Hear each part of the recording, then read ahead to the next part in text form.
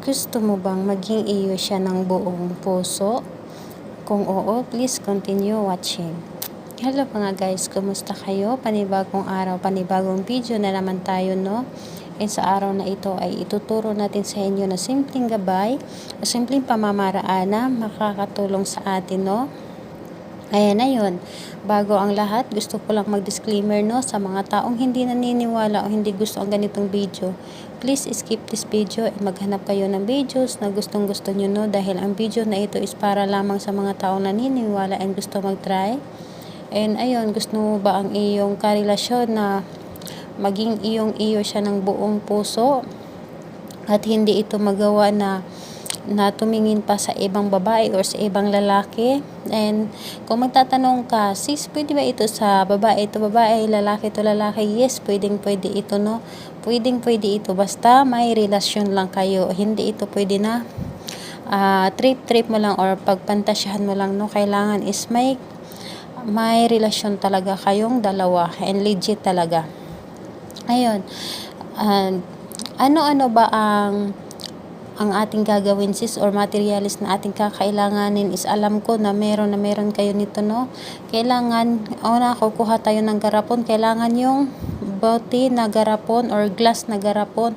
Kailangan natin ng garapon at lagyan natin ito ng kalahating asin. Yung maliit lang na garapon is pwede na yun. Basta bote lang ito at lagyan natin ito ng kalahating asin. Yung rock salt talaga ang ating kailangan at hindi tayo pwedeng gagamit ng iodized salt. Kasi ang iodized salt is may halo na yun. Kailangan natin ng rock salt and isang buong dahon ng paminta. Kailangan wala talagang sira, no? Kailangan buo talaga yung ating dahon ng paminta at panulat.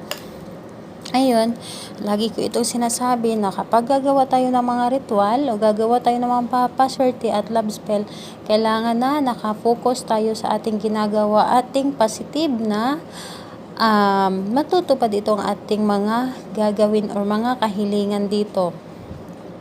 Kailangan kapag gagawa ka is gustong gusto mo at wala kang duda sa iyong ginagawa, dahil kapag may duda ka at gagawin mo ito is hindi talaga ito magiging posible and masasayang lang ang iyong oras dito. Una, ano-ano ba ang ating gagawin, sis?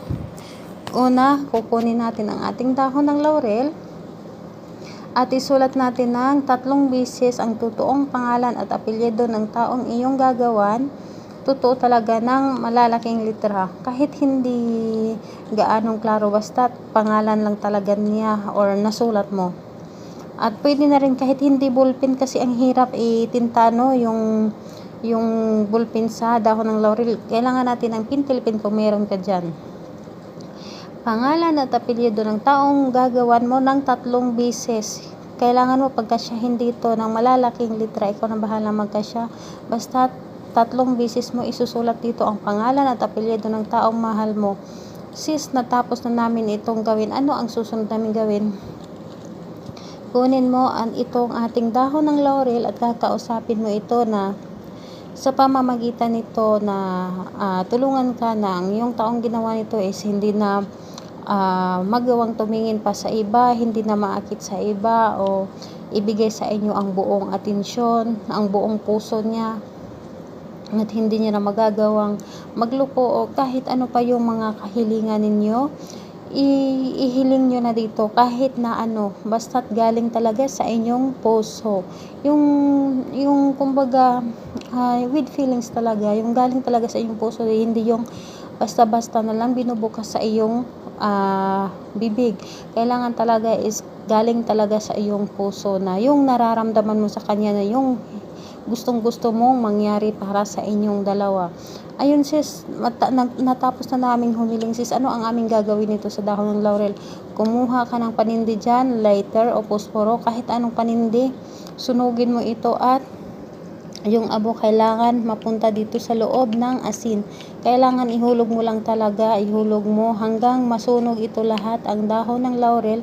Kapag masunog mo na ito, habang nag-aaso pa yan, habang may aso pa yung ating dahon ng laurel, kailangan takpan mo na ito kaagad ang ating asin. Kailangan takpan mo na ito kaagad. Tapos, Sis, natakpan na namin. Saan namin ito ilalagay? Ilalagay ninyo ito sa matataas na bahagi ng lalagyan. Hindi pwedeng sa ilalim ng kama or sa mababa na lalagyan mo. Kailangan medyo mataas talaga. Hindi naman gaanong kataasan, basta't mataas lang talaga siya. At kailangan walang makakakita nito at sekreto mo lang ito at walang makakaalam na gumagawa ka ng ganito, no? And sis, kailan ba natin ito gagawin? Anong araw, anong oras ba? Gagawin natin ito ng Tuesday or Friday natin ito gagawin.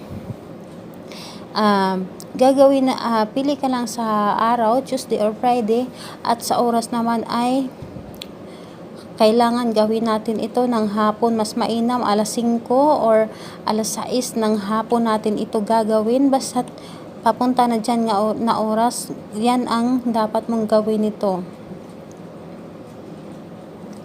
Ay, mali talaga. Mali, sorry. Umaga pala. Yung sa isip ko kasi is yung isang ritual na gagawin ko na hapon natin gagawin. Hindi pala, umaga pala natin ito gagawin. Umaga natin ito gagawin at ilagay ito sa, pwede natin ito gawin ng mula alas 6 hanggang alas 8. Pwede natin ito gagawin ang ritual na ito. And ayun, sana ay makatulong ito sa inyo, and good luck sa mga gagawa nito, and think positive lang, huwag maging negative. Kailangan positive ka palagi sa inyong ginagawa na para mabilis itong matupad.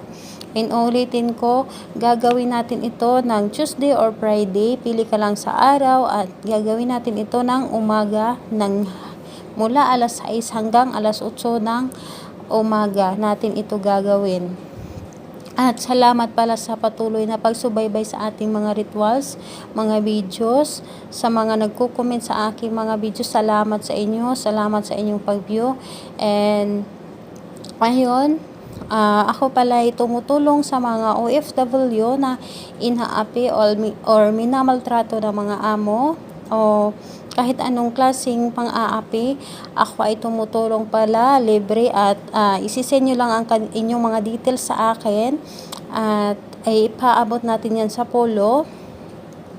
Kung meron man akong maitulong sa inyo, sa mga kaibigan ninyo or mga kakilala ninyo na inaapi ng mga amo, baka may maitulong ako sa inyo, just comment lang sa comment section para ma-replyan ko kayo at makuha ko ang inyong mga details para maipaabot natin sa ating pulo or Philippine Embassy para ma-rescue kayo or kahit anong tulong kung gusto ninyo. Kasi may iba binubugbog, yung hindi pinapakain, hindi pinapasahod. Yan ang tinutulungan natin, lalo na yung mga binubugbog. Kailangan kapag urgent talaga ang ating ginagawa kapag